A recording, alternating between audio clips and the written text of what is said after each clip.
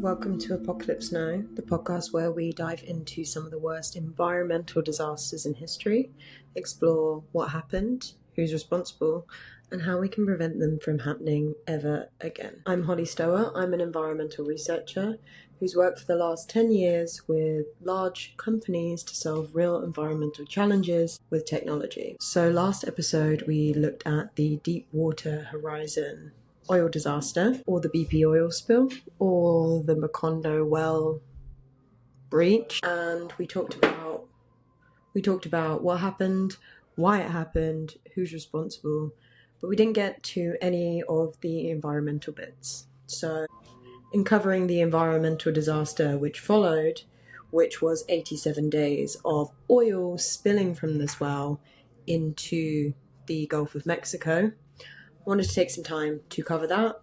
So to catch you up, the rig was overworked and not looked after, and those on board, especially executives, were pushing for some pretty risky calls.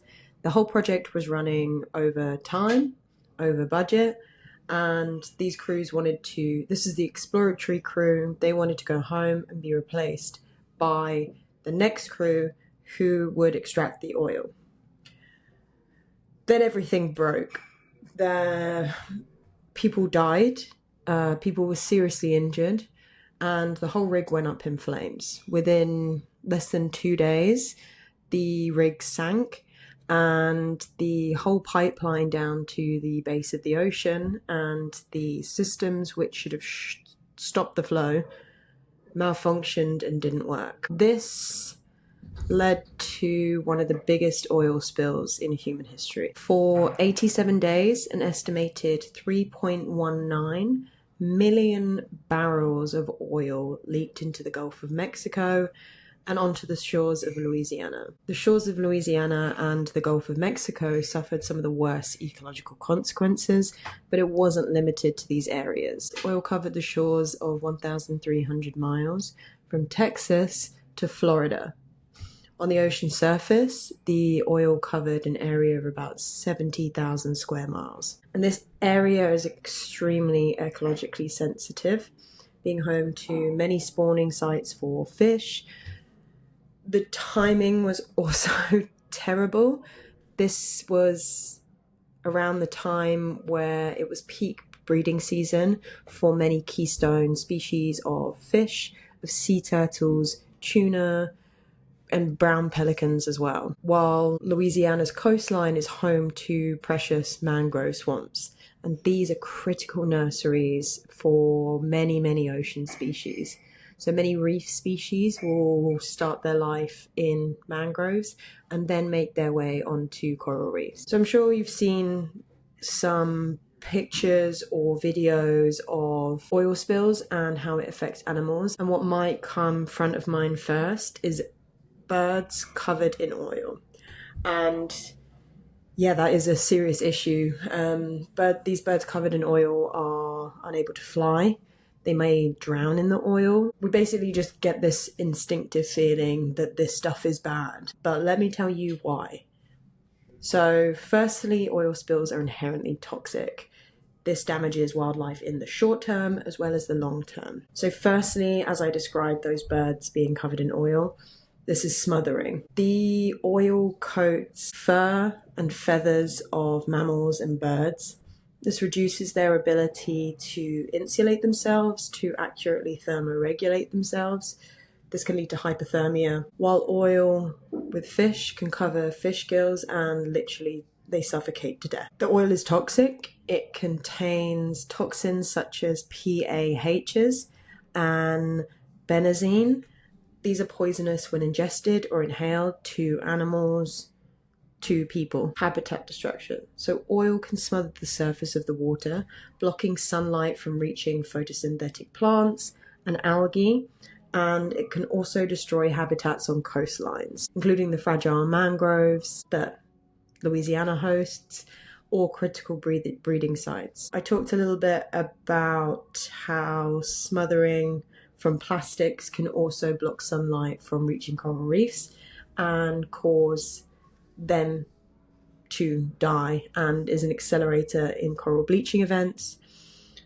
Same goes with oil. In blocking photosynthetic organisms from photosynthesizing, this can lead to oxygen depletion and cause dead zones.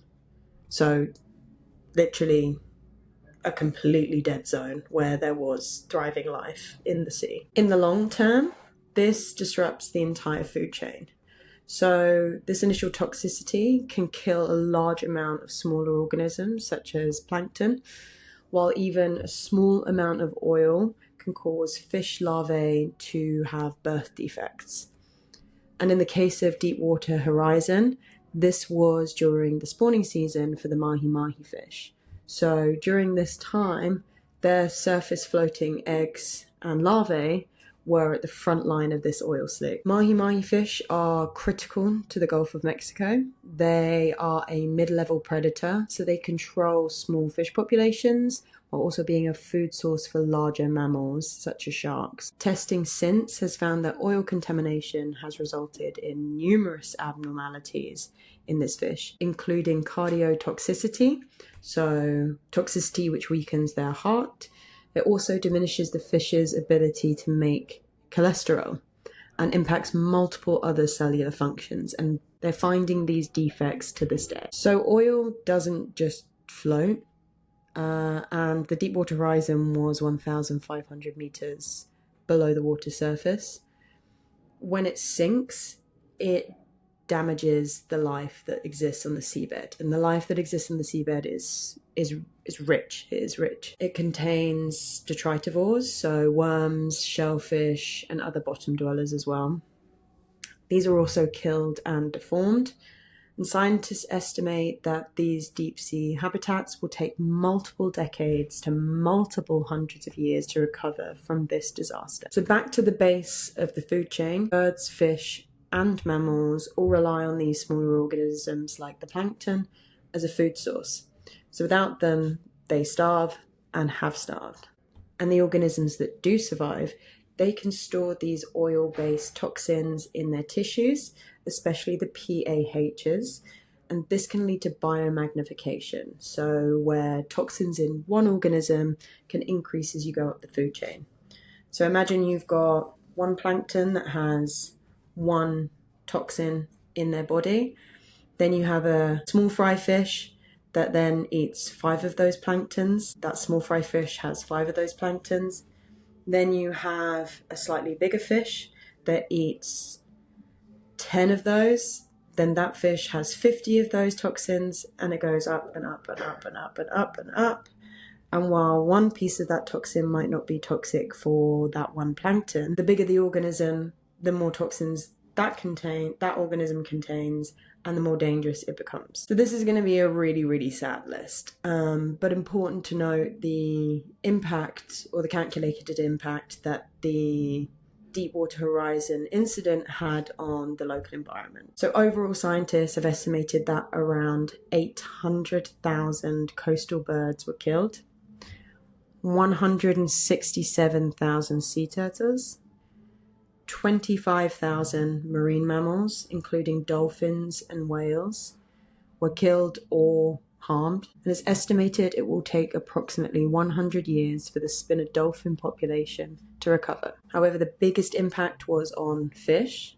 So studies by US federal departments estimated that the disaster killed between 2 to 5 million larval fish, while those who lived through the disaster displayed unusual lesions, rotting fins, and oil in their livers, so we're having a really awful time. And according to a 2019 University of Miami study, the 2010 estimates of total harm are now estimated to be about 30% worse than previously thought, while a National Wildlife Federation report in 2020 found that 10 years since the disaster, populations had yet to recover, including reduced populations of the very unique Ridley sea turtle, which is the smallest sea turtle in the world. And in 2018, 55% of bottlenose dolphins in the Gulf of Mexico had lung disease, with the birth rate reduced to 25% of what it previously was before the disaster. So all in all, pretty horrific disaster for people, yeah, but for animals, significantly. So I'll briefly cover the cleanup activities, so those employed to stop the wellhead leaking, as well as the efforts to clean up the massive spill, and then finish them off in the next episode as we look at solutions. But there is a lot that went wrong and can and will be improved. So it's important to cover this while we're talking about the apocalyptic scenario that was the Deepwater horizon.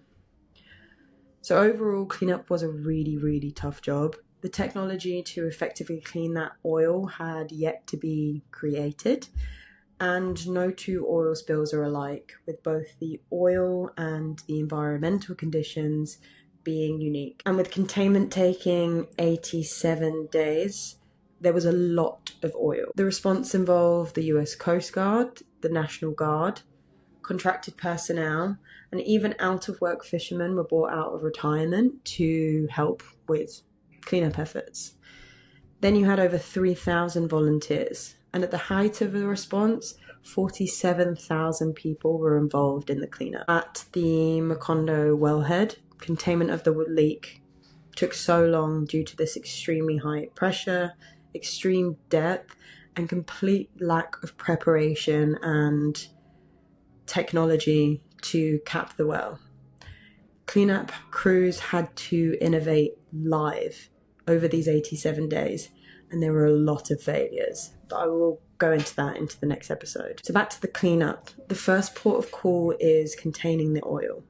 So with boats fitted with skimmers to pick up the surface of the oil, it's estimated that this skimming picked up about 2 to 4% of the oil, of the total oil the Deepwater Horizon accident leaked. These were via giant booms, so like giant sausages dragged by boats, or those sausages blocked coastlines to prevent the oil reaching fragile coastlines like in mangrove forests. The second cleanup option was flaring, which is basically setting the oil alight and burning the surface oil in controlled fires. So it's estimated that this cleared about 5% of the leaked oil, but these fires released cancer-causing chemicals. They're called dioxins. They were released into the air, enough to pose an added cancer risk to local communities, as well as the cleanup crew who were tasked with clearing and burning and operating these controlled fires. The next step was using chemical dispersants. These are chemicals which can break the oil down and theoretically enable it to be bioavailable to nature, so being able to be processed by bacteria, and then for that oil to be broken down naturally, theoretically. These materials were dispersed on the surface of the sea as well as underwater at the wellhead during the leak. So 1.4 million gallons of these dispersal chemicals were used at both the wellhead and at the surface of the oil slick. While it looked good, as in the oil disappeared and it couldn't be seen on the surface of the water, studies since have found that this may have made the toxins more bioavailable to organisms. And one study found that using these chemicals may have made it 50 times more toxic, while a 2011 study by Earth Justice and Toxopedia found that these chemicals are actually cancer-causing for humans. So it would impact the workers charged with dispersing these chemicals, as well as local residents in the area, as well as those who are eating the fish in that local area. Overall, a report by NOAA and the US Department of Interior found that only 25% of all of the oil leaked was cleaned up, leaving the remaining 75% in nature to this day. Many were disappointed with the response from BP and Transocean or the government, and this accident was completely unprecedented. The human/volunteer effort to aid the cleanup was incredible. In May 2010, a local network was set up for volunteers with over 20,000 people offering to help with cleanup efforts. However, only 1 in 6 were actually selected due to safety concerns.